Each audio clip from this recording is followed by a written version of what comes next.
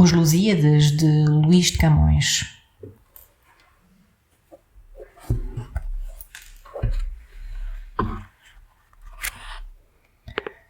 Mas quem pode livrar-se porventura dos laços que amor arma brandamente entre as rosas e a neve humana pura, o ouro e o alabastro transparente?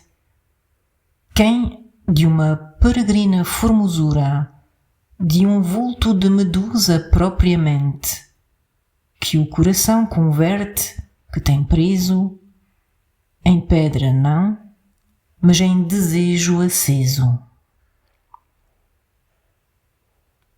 Mais comment donc s'extraire des lianes dont amour pas à pas nous enserre, entre roses et liliales chères, or et albâtre diaphane?